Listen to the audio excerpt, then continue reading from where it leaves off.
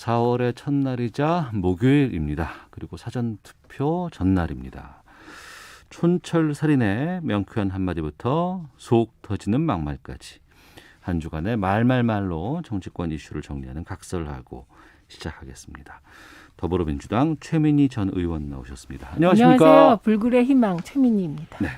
국민의힘 이준석 전 최고위원도 자리하셨습니다. 안녕하십니까? 네, 안녕하세요. 오늘 제가 좀 평상시 목소리랑 다른 거 양해 부탁드립니다. 이게 많이 쉬셨어요? 예, 유세를 하다 보니까 이게 좀 지난주에 유세하시느라고 못 예, 나오셨어요. 일정을 급하게 변경해가지고 못 왔었는데요. 좀 죄송하다는 말씀 드리고요. 지금 참을 수 있고요. 예. 예. 그 유세 현장에 가셔서 이렇게 많이 또 시민들 만나실 것 아니겠습니까? 예, 제가 아무래도 얼굴이 좀 알려져 있다 보니까 현장에 민원도 많이 듣고 해가지고 제 선거도 아닌데 왜 이렇게 힘든지 모르겠습니다. 진짜 이번에. 아니, 현장에서 만나는 시민들의 반응이라든가 분위기는 어때요? 실제로 보시기에는 최근에 이제 재난지원금 지원하는 부분에 대해서 그 아무래도 선별 지원이다 보니까 기준이 다소 이제 좀 뭐 배제되신 분들 이런 분들 입장에서는 아쉬운 부분이 있었던 것 같습니다. 현장에 가장 많이 듣는 목소리는 정치권이 앞으로 그런 선별 지원이 있어가지고 좀 더 합리적인 기준을 마련했으면 좋겠다. 이 말씀 진짜 많이 듣고 있습니다. 아, 그래요? 최민희 의원께서도 목 많이 쉬면서 유세 현장 다녀보신 경험이 있죠? 그 많죠. 저는 뭐 대학교 때부터 소리 지르는 게 제 전공이에요. 그래서 그 발성법이나 이런 것도 연습도 하고 그럽니다. 그래서 발음도 제가 딕션이 이 정도 된 게 이건 피눈물 나는 노력의 결과. 득음하셨군요. 결과예요. 뭐 그게 뭐 그래도 원래 타고난 사람들은 못 쫓아가는데 지금 분위기는 뭐 그 국민의힘은 은매기사로 민주당은 은매기주거 이런 얘기하면 나이 드러나는데 어쨌든 그 스리랑 부부 딱 그게 맞는 상황인 것 같습니다. 근데 현장에서 잘 못 느껴요. 이걸 왜 그러냐면 30%만 지지받으면 그 후보는 다 당선될 것 같거든요. 30%만 지지받으면 당선될 것 같다. 왜냐하면 10명 중에 3명이 막 얘기하고 이러면 그러니까 현장에서는 뭐 50% 지지받는 후보나 30% 지지받는 후보나 열기는 비슷하다. 그런데 제가 보기엔 은매기주고 은매기사로 뭐 그런 분위기 같습니다. 실제로 저희가 이제 1010년 지방선거였죠. 그때 이제 사실 안타깝게도 연평도 포격 사건이라든지 이런 것들이 있어가지고 굉장히 그 당시 보수 정당에 유리한 어떤 선거 구도가 나올 것이다 이렇게 예측했는데. 뭐 다들 아시는 것처럼 한명숙 총리와 그다음에 그 오세훈 시장의 대결은 그때 0.6% 차인가요? 처음에는 한명숙 총리께서 초기 개표 새벽 전까지는 이겼어요. 보고 승리 선언도 했었고 본인이 승리 선언하셨던 상황까지 발생할 정도로 본인은 안 했고 이해찬 선대위원장이 이긴 것 같다 그랬는데 강남에서 확 뒤집혀졌어요. 새벽에 뒤집혀졌죠. 그러니까 그 정도 해프닝이 있을 정도로 참 굉장히 박빙승부였다를 기억하고 있는데요. 저희 당시에도 이제 여론조사 마감 기간 전에 발표된 여론조사를 보면은 10% 이상 격차가 나는 걸로 나왔었습니다. 그렇기 때문에 오늘이 제가 알기로 여론조사 마감 기간일 텐데요. 그 우리 후보가 많이 앞서고 있다는 조사가 나오면서도 저희 캠프 뭐 긴장을 늦추지 않고 있는 상태입니다. 알겠습니다. 내일부터 사전투표 시작이 됩니다. 이번에는 금, 토 이틀간 사전투표 진행이 되고 4월 7일 본투표 날은 아무래도 보궐선거기 때문에 쉬는 날이 아니고 휴일이 아니기 때문에 사전투표를 많이들 이용하시라 또 이렇게 얘기를 하는데. 근데 그 한명숙 총리 전 총리가 후보로 나섰던 선거는 그때 거의 25% 이상 차이 나는 여론조사도 있었어요. 그래서 거의 23, 4% 늘 차이가 났고 근데 0.6%인데 그때 또 변수가 하나 있었습니다. 한 전 총리가 두 번에 걸친 검찰 조사를 받았고 한 번은 대법까지 무혐의 그 한 번의 사건이 1심에서 무죄 나자 별건 수사를 시작해서 지금 문제의 한만원 건. 그러니까 굉장히 어려운 중에 0.6%였던 거죠. 거기 또 노회찬 당시 노회찬 의원 20만 표인가요? 3%가 그러니까 한 몇 프로 많이 가져갔고 0.6% 2만 몇천 표니까 그러니까 한 전 총리의 경우는 그래요. 근데 이상하게 오세훈 후보는 여성 후보한테 강한 것 같아. 고민정 후보한테 졌잖아요, 또 그런데. 그런데 고민정 후보한테는 그러니까 젊은 여성한테는 그게 아무래도 오 시장이 일반적인 보수 후보에 비해 가지고는 그 여성층을 대상으로 하는 정책을 좀 많이 내는 편입니다. 그런데 그거는 뭐 제가 봤을 때는 뭐 양날의 검이라 봅니다. 어떻게 보면은. 그리고 알겠습니다. 이번에 어쨌든 보궐선거다 보니까 투표율 제고에 다들 이제 고심하는 모양새인데 특히 그 근무하시는 분들이 보장된 투표 시간을 갖지 못하는 경우가 있습니다. 그래서 혹시라도 이 청취하시는 분 중에 사업장 관리하시는 분들이 있다면은 그래도 투표 시간 정도는 그 근무하시는 분들에게 좀 그럼요 해주셔야죠. 예, 최대한 보장해 주시면 좋지 않을까 이런 생각을 합니다. 정말 바뀐 풍경 아닙니까? 늘 민주당이 알겠습니다. 예. 사전 투표 많이 하라고 그랬는데 이번에는 국민의힘 쪽이 사전 투표를 많이 하라고 하는데 이건 좋은 걸로 봅니다. 앞으로 국민의힘도 이렇게 한번 하셨기 때문에 이제 다음 선거, 다다음 선거, 어느 선거든 사전 투표에 대한 부정적인 말씀을 안 하시게 될 테니 이건 투표율을 높이는 데는 아주 좋다고 생각합니다. 지난 총선에 좀 그런 분위기가 좀 있었죠. 보수 있었죠. 쪽에서. 알겠습니다. 청취자 정하진님, 와우, 두 분 모두 반갑습니다. 하트 3개 보내주셨고, 7246님, 이준석님은 지난주 결근하셔서 궁금했습니다. 공식 선거운동 막 시작하실 때였고요. 4537님, 불굴의 희망, 이젠 입에 착착 감기네요. 최민희 의원님, 화팅이라고 문자도 보내주셨습니다.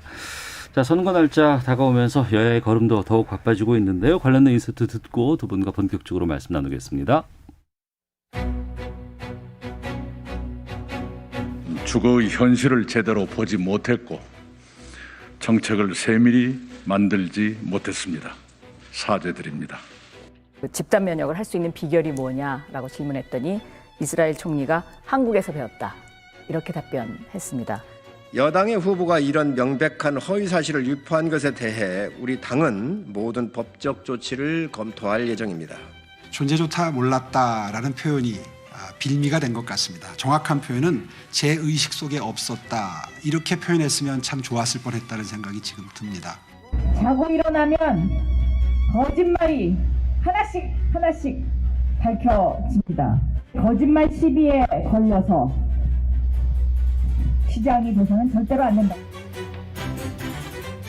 네, 이낙연 선대위원장, 또 박영선 후보, 국민의힘 성일종 의원, 또 오세훈 후보 이렇게 목소리 들으셨습니다.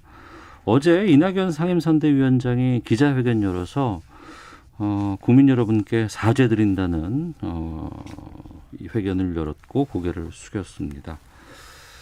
이 부분 최민희 의원님, 어제 왜 이런 기자회견이 나왔을까요? 저는 진짜 면목 없으시다고 생각해요. 왜냐하면 정치개혁, 검찰개혁 한 일이 있습니다. 그러나 가장 중요한 건 내 삶을 바꾸는 개혁. 네. 그러니까 서민들이 살기 좋아졌다 이렇게 느끼게 해야 되는데 그 부분의 성과가 피부로 못 느껴지는 상황이라 저런 사과는 대통령께서도 여러 번 하셨죠. 그런데 중요한 건 사과보다 더 중요한 건 최소한 LH 사태가 재발하지 않도록 하는 것. 네.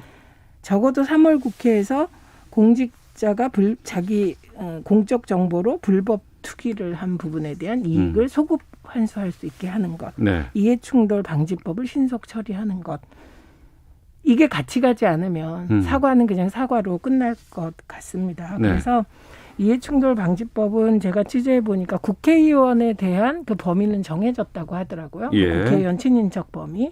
근데 이제 공직자 범위가 논란거리라고 하는데 민주당은 집권 여당이기 때문에 야당의 일부가 반대한다고 하더라도 이거야말로 강행 처리해야 될 법이다. 이렇게 생각합니다. 그래서 사과는 좀 더 진정성 있어야 하고 그 진정성 있는 사과로 그치지 말고 부동산에 관한 확실한 대책과 그리고 투기 부분에 대한 대책을 세워야 하고 다행히 어제 오늘 계속 보도가 집값이 조금씩 낮아지라는 조짐이 보인다. 조짐이. 이런 보도는 긍정적이죠. 그래서 연착륙한다면 참 좋을 것 같습니다.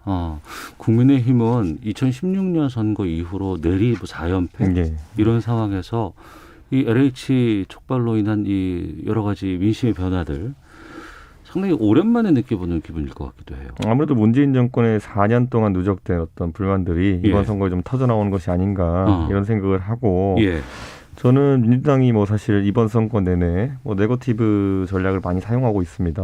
그래서 사실 공히 여고, 야구 후보들의 공약이 뭔지 사실 잘 아는 분들이 이번에 없습니다. 맞습니다. 아무리 1년짜리 서울시장 를 뽑는 선거를 하더라도 공약이 중심이 돼야 되는데 그런 선거가 되지 못한 게 좀 안타까운데 다만 이제 막판에 이제 지지율 격차가 좀 나다 보니까 읍소로 이제 돌아서는 모양새도 약간 보입니다. 민주당 쪽에서. 예, 그게 뭐냐면 과거에 잘못했던 부분에서 반성을 하고 그러니까 한 번만 더 믿어달라 이런 메시지일 텐데 저는 이거를 하려면은 누구를 바라보고 믿어야 되는지가 명확해야 됩니다. 지금까지 저희도 예를 들어 여당의 시절에 선거에서 읍소해봤습니다, 여러 번. 근데 읍소하려 그러면은 누구를 믿고 바라봐 주십시오. 그러니까 이런 경우는 대통령의 지지율은 높은데 당 지지율이 그에 좀 못 미치는 경우 아니면 후보의 지지율이 못 미치는 경우에 대통령을 바라봐서라도 이 사람을 좀 찍어달라 이런 메시지가 원래 읍소거든요. 아, 예. 근데 이번에 민주당의 읍소 같은 경우에는 뭐 여러 가지 잘못된 정책에 대해서 뭐 이 정부의 총리도 지내셨고 대표도 지내셨고 선대위장을 하고 계시는 이낙연 대표가 이렇게 대표성을 가지고 사과하시는 거는 뭐 좋다 이렇게 봅니다. 예. 하지만 과연 그럼 유권자가 그래 니네 잘못했다고 하니까 누구를 봐서라도 한번 찍어줄게라는 논리적 개연성까지 가려면은 그게 저는 대통령이 돼야 된다 이런 생각을 하거든요. 근데 이제 안타깝게도 그런데 대통령께서 최근에 LH사 때문에 지지율이 좀 떨어지셔가지고 여당이 그 전략까지는 가지 못하는 것이 아닌가. 그래서 저희도 과거에 약간 실패한 읍소도 있고 성공한 읍소도 있다 그랬는데 성공한 읍소는 박 대통령이 박근혜 대통령의 인기가 좀 좋을 때 했던 것들이고 실패한 읍소는 뭐냐면 작년에 저희가 미래통합당 시절에 총선 치를 때 황교안 대표가 아무리 머리띠 두르고 읍소하고 도와주십시오 했어도 누굴 돕으로 하는 거냐. 이게 유권자들 명확하지 않으면은 표로 잘 나타나지 않는 특성이 있습니다. 내일부터 사전투표가 되니까 이제 이미 지금 주사위는 던져졌다고 봐야 되나요? 어떻습니까? 막판 변수가 좀 있을까요? 어떻게 생각하세요? 우리가 지난번에도 고스톱 얘기했는데 고스톱의 묘미가 뭡니까? 막판에 수 몇 개 잘못하면 확 뒤집어지잖아요. 그런 게 있죠. 네, 있습니다. 그래서 끝날 때까지 끝난 게 아니다. 이거는 양당에 다 적용되는 것 같습니다. 근데 저는 이번 그 이낙연 대표의 사과의 핵심 내용이 뭐냐. 이 부분에 대해서는 저는 행태보다 그게 더 중요하다고 생각하는데 제가 느끼는 이번 선거의 아쉬움이 있습니다.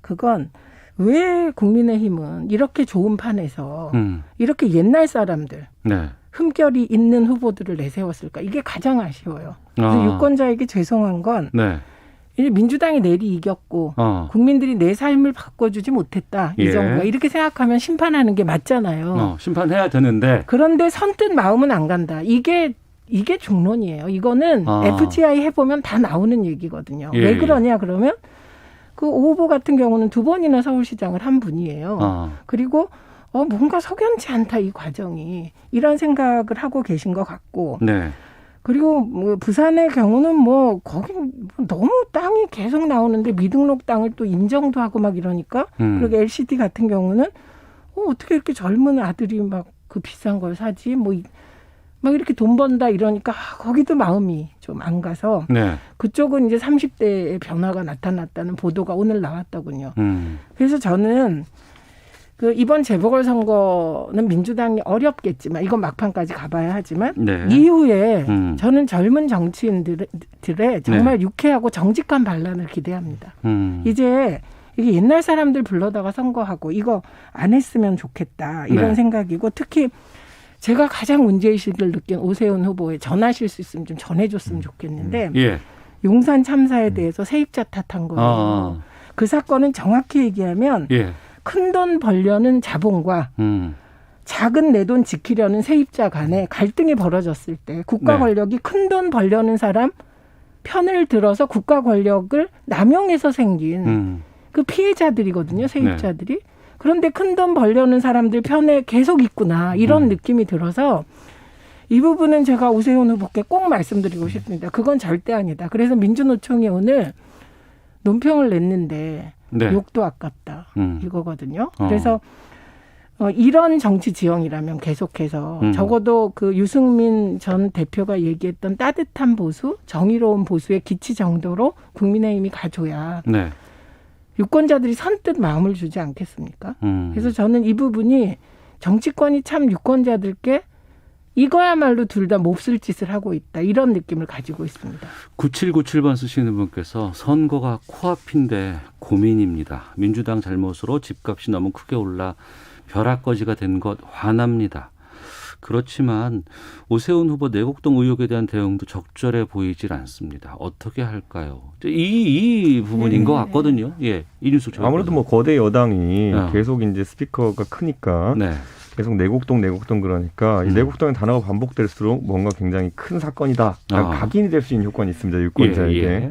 하지만 바라보면은 결국에는 오세훈 후보의 그 내곡동 땅이라는 것이 반복적으로 언급되면서 유권자들 좀 알아가는 것 같습니다. 처음에는 이제 36억 이랬으니까 금액도 굉장히 커 보이고 했지만은 실제로 처가 일가가 1970년에 그러니까 오세훈 후보가 뭐 별명이 오세훈이인데 8세 훈이가 그러니까 8살 오세훈 시장이 그 한 20년 뒤에 결혼할 처가의 땅에 대해서 인지하고 있었을 리가 만무하고요. 그러니까 상속받는 과정에 대해 가지고는 전혀 알 수가 없었습니다. 그 취득하는 과정에 대해서는. 그다음에 이제 나중에 보상을 받는 과정 중에서 그 토지 지분이 8분의 1이거든요. 오세훈 시장 후보의 부인이. 근데 이제 그런 상황 속에서 재산상 이득이 얼마이냐 했을 때 이 보상받는 금액이 4억 원 정도 됩니다. 그렇기 때문에 그 언론에 공개된 것만 크지 않은 상황이고 그럼 그걸 시가보다 많은 보상을 받았느냐에 대해서도 지금까지 SH에서 확인해 준 바로는 시가보다 많은 것이 아니다 이렇게 돼 있거든요. 그러니까 저는 이렇게 봅니다. 첫째로 이 최근에 투기나 이런 거 부동산이 문제되다 보니까 국민들이 반사적으로 오세훈 시장 후보도 뭐 36억 이런 단어가 나오고 하니까 놀라긴 하셨겠지만은 내용을 보면은 취득 과정에 있어서는 뭐 그게 8살 때 향후 결혼할지도 모르는 그 친구의 동생인 현 부인의 그 8분의 1 지분에 대한 부분이기 때문에 저는 완전히 다른 내용이다. 저는 이렇게 보고요. 다만 이제 저희 후보가 해명하는 과정에서 아무래도 뭐 보상이라고 하는 시점도 벌써 이미 12년 정도 된 시점이고 지금 민주당이 계속 제기하는 측량에 대한 부분도 16년 전의 일이기 때문에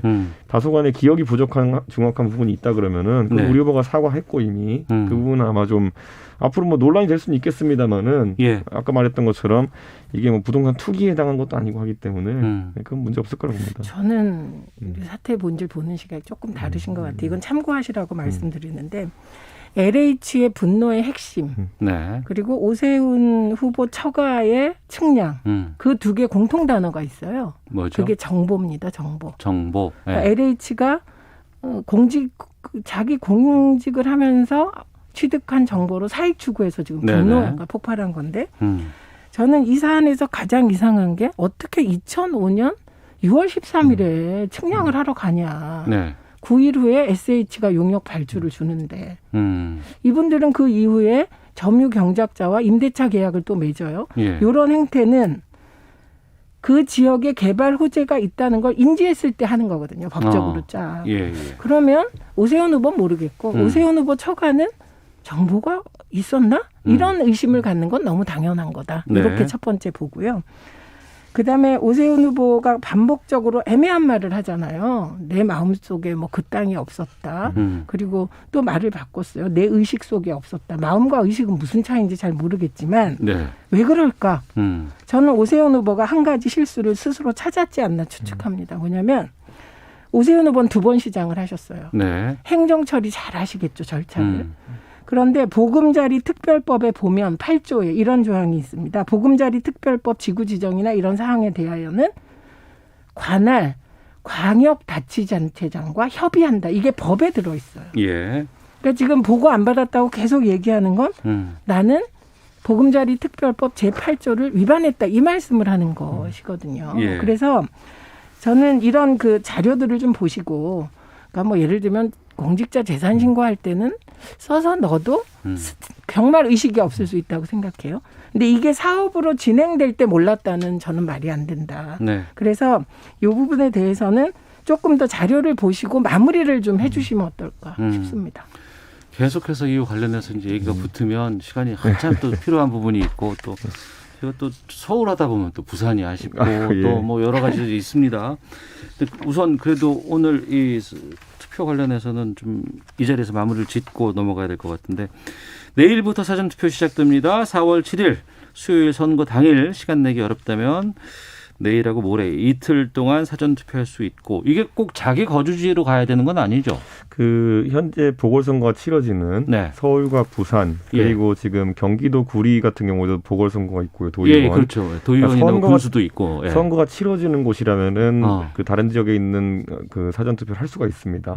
그런데 이제 그게 아니라면은 좀 곤란한 지점이 있습니다. 예를 들어 뭐 서울에 주민등록이 돼 있는 분인데 지금 현재 뭐 근무하는 이유 때문에 대전에 계신다든지 세종에 계신다든지 이런 분들은 거긴 사전투표소가 없으니까. 그렇죠. 근데 저는 이거는 우리 사전투표 제도상의 큰 허점이라 봅니다. 그리고 이건 보완이 좀 돼야 되는 것이 뭐 무슨 동마다 설치한 건 아니더라도 광역자치단체별로라도 하나 정도는 사전투표소를 모든 곳에 마련하지 않을까 이런 생각을 합니다. 저는 제가 그 국회에 있을 때 발의한 법 중에 주요 역, 서울역, 대전역, 이 주요 이동 인구가 많은 이동 인구가 많은데 사람들이 이게 가기 쉬운 곳, 그곳에 투표소를 설치하자는 법안을 발의한 적이 있어요. 근데 그게 일부만 수용되고 일부가 안 됐거든요.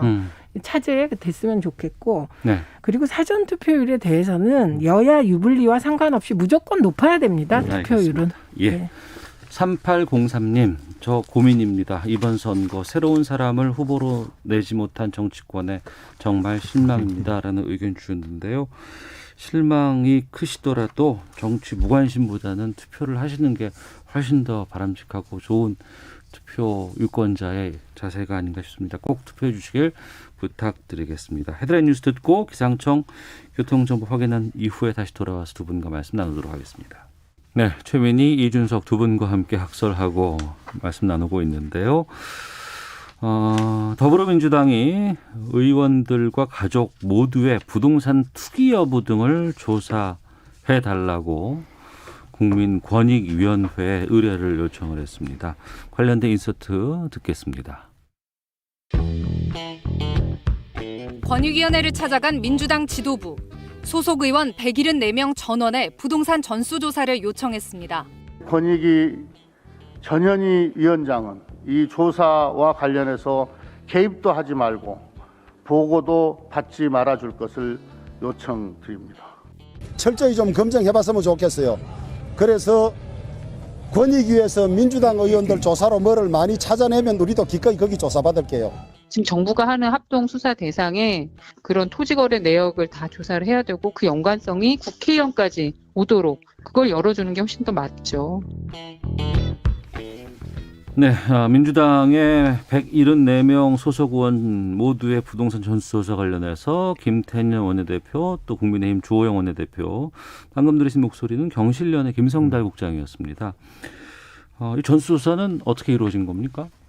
분위기가 지금 상황이 이러니까 좀 밝히겠다 이런 거 아닌가요? 이거는 여야가 원칙적으로 합의한 거잖아요. 국회의원들이 과연 땅이 있는지 그리고 그게 투기인지 농지가 있는지 불법인지. 그래서 이 부분은 한 언론사가 국회의원이 농지를 많이 갖고 있어서 그렇다면서요? 그거 이제 조사하겠다. 이건 이미 한겨레 신문이 20대 국회에서 했습니다. 그래서 그때 또 많이 나왔어요. 근데 흐지부지 되더라고요.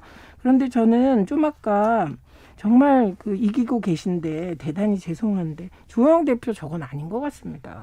민주당이 했는데 많이 나오면 우리 할게 이건 아닌 것 같아서 오히려 저 태도는 한무경 의원이나 박덕흠 의원 전 그 당 소속의 그분들 때문이 아닌가 싶습니다. 한무경 의원은 제가 계산해 보니까 이거 계산을 못 하겠어요. 27만 제곱미터? 네. 이 땅을 나이 들면 물, 공기, 자연이 중요해서. 그 평창에 네. 그런데 그 평창에서 산 시기도 2004년, 2006년. 그때 평창 올림픽 특수가 기대되던 때고. 대구 경북에도 땅 많습니다. 거기 그 봉화마을 이런 데 가면 정말 공기 좋거든요. 그래서 이거는 게다가 축구장 28개 거기에 농사 어떻게 지으시려고 하는지 이런 문제. 혹은 박덕흠 의원 아내 같은 경우는 2006년에서 2014년 강원도 홍천에 3만 제곱미터, 제주 서귀포에 3천 제곱미터 땅 사셨더라고요. 과수원. 그리고 이분의 전국 땅 가액이 이게 보도에 따르면 220억입니다. 그러니까 이런 걸 가리려고 그러시나라는 느낌이 그냥 들잖아요. 그래서 그냥 같이 하시면 안 돼요? 이준석 최고위원님. 저는 뭐 같이 할 수도 있다 이렇게 보고요.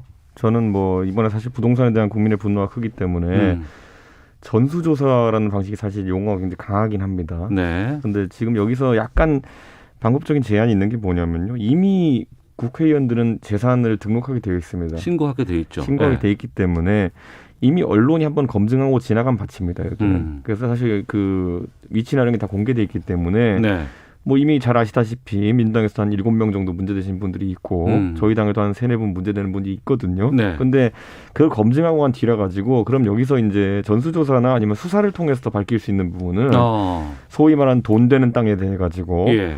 차명이나 아니면 친인척 보유 등 같은 것들을 더 엮어가지고 할 수는 있을 것이고요. 예. 저는 원론적으로 찬성하고 다만 주호영 원내대표가 속도 조절하자는 거는 선거 연계성 때문에 그러는 것일 텐데 저는 그 부분도 너무 고민할 필요 없다. 네. 조사라는 게 오늘 착수해가지고 내일 나오는 게 아니거든요. 지금 LH 관련해서 전수조사한 것도 한 2주 정도 걸렸는데 굉장히 피상적인 결론이 나왔음에도 그것도 2주 걸렸거든요. 예. 그러니까 제대로 파가지고 어떤 결과가 나오고 하려 그러면은 최소한 2-3달은 걸릴 것이다. 2-3달 정도 걸릴 거다. 주 대표께서 이제 그 주체에 대해 가지고 다소 이제 뭐 이게 권익위가 하면은 전현희 위원장이 하는 그런 형태가 뭐 혹시 선택적 조사나 이런 게 될까봐 좀 부담을 가지시는 건 이해하고요. 예. 저는 주 대표께서 그 어쨌든 시기나 아니면 이런 범위에 대해서는 좀 양보를 하시고 민주당도 뭐 전현희 위원장을 배제하는 것 이상의 어쨌든 공정성을 담보할 좀 장치만 마련하고 예를 들어 뭐 검찰이 좀 담당하는 부분을 늘린다든지 이러면 저는 충분히 합의 가능한 사안이다. 근데 지금 선거 앞두고 그냥 기싸움하고 있다고 봅니다. 아니 저는 검찰은 뭐 너무 예뻐하시면 안 돼요. 그 검찰 윤석열 총장 너무 예뻐하시면 안 돼요. 그분이 이명박 박근혜 정부 다 그런 분이라 그냥 검찰주의자인 것 같고요. 그 권익위에도 야당 추천위원이 있을 거예요. 그분이 위원장 되시면 돼요. 그렇죠. 그리고 그 위원장 되시고 부위원장을 전현희 위원장 빠지고 여당 추천위원이 또 계세요. 그래서 부위원장 하시면 그 뭐 저런 합리적인 뭐 어떤 그 대안이 나오면은 뭐 저는 주호영 대표께서 이거 길게 거부하실 일은 아니야 봅니다. 그리고 아까 말씀하셨듯이 민주당이 7명 좀 많고 국민의힘이 적은데 사이즈에 있어서는 비교가 안 돼요. 그러니까 이런 문제가 있죠. 이게 법과 제도를 만들 때 기준을 아주 높여놓으면 그걸 실천하는 부분에서 이게 어기는 사람들이 많아져. 한마디로 불법자들이 많아지는 거예요. 근데 여기에 민주당은 플러스 도덕적인 지탄을 더 받게 되죠. 왜냐하면 우리는 도덕적으로 살라고 무지하게 했습니다. 근데 도덕이라는 말은 너무 추상적이잖아요. 그런데 그 국민의힘 쪽은 그 사실 그 주호영 대표는 임대차 3법 반대하셨거든요. 그러니까 그분이 위반을 하면 상대적으로 도덕적 지탄은 덜 받게 돼요. 그러나 그럼에도 불구하고 원내대표니까 또 가중돼요. 그러니까 이게 도덕적 지탄이라는 게 얼마나 이게 모호한 건지. 그러니까 이렇게 법과 제도가 도덕까지 막 계속 높이는 이 상황에서는 저는 여야 국회의원 모두 재보궐선거 끝나면 표현을 어떻게 해야 될까? 정풍 혹은 개혁? 인적 청산, 뭐 거세게 국민적 요구가 있을 거라고 봅니다. 그럼 연계해서 하나만 좀 두 분께 짧게 여쭤보고 맞춰야 될 것 같은데 지금 임대차 3법 관련해서 지금 김상조 전 청와대 정책실장 그리고 이제 또 전세금 올렸다 그래서 좀 민주당의 송기현, 박주민, 뭐 무소속의 김홍걸 의원 또 국민의힘의 주호영 원내대표까지 다 지금 막 기사가 쏟아지고 있거든요. 여기에 대해서 짧게 좀 입장 말씀해 주시고 마치도록 하겠습니다. 저는 뭐 이제 김상조 실장 포함해서 최근에 가장 이슈가 되는 박주민 의원까지 좀 개인적으로는 안타깝게 됐다 이렇게 보는 것이 안타깝게 됐다? 사실 시세보다 무리하게 많이 올리고 이러면 사실 큰 문제일 텐데 오히려 시세보다 적게 올린다든지 시세대로 올린 상황이 문제인 건데 우선 첫째로는 시세가 너무 많이 올랐기 때문에 국민들의 정서상 좀 아쉬운 부분이 있는 것이고 두 번째로는 이분들이 그것에 대해서 시세만큼 올리는 것도 나쁜 행위로 규정했던 그런 입법 과정이나 아니면 정책 발표 과정에 참여했기 때문에 내로남불 아니냐 이런 논란을 받고 있는 거거든요. 저는 그래서 민주당에서 사실 본인들도 지키지 못할 규칙을 만들면은 이렇게 혼란이 생깁니다. 그렇기 때문에 앞으로는 입법이나 아니면 정책 발표 과정에서 뭐 무조건 독한 수를 쓴다고 해가지고 이게 항상 먹히는 게 아닙니다. 그래서 저는 이걸 잘 판단했으면 좋겠습니다. 구호에 그치지 않기 위해서는요. 그 비난은 타당하다고 생각하고 그러나 저는 조금 다르게 봅니다. 이게 그 소위 진보해 가는 것, 평등의 과정으로 가는 것, 가진 분들이 조금 더 손해보는 이것은 그렇게 못 지킬 것 같은 법과 제도를 만들고 맞춰오는 과정이지 늘 지킬 수 있는 것만 하다 보면 정말 진보가 없거든요. 저는 거꾸로 그 비록 그 머릿속으로는 5% 제한을 했지만 내 현실 속에서는 여러 여건 때문에 못 지켰다고 하더라도 저는 앞으로도 계속 제도 개혁과 좀 더 진전된 입법 개혁은 계속되어야 한다고 생각하고 주호영 대표 원내대표시잖아요. 그러니까 좀 더 책임지면 안 돼요. 알겠습니다. 5782님, 최민희 의원님 문제 핵심을 잘 풀어주셔서 사안을 이해하는 데 큰 도움 됐습니다. 고맙습니다. 0195님, 이준석 의원님 요새 열심히 해서 허스키해진 목소리가 좋은데요. 항상 응원하겠습니다라는 응원의 문자들. 저희 각설하고 코너 또 시사본부에도 큰 도움을 주시는 저희 청취자분들입니다. 두 분 오늘 말씀 고맙습니다. 네, 감사합니다. 고맙습니다.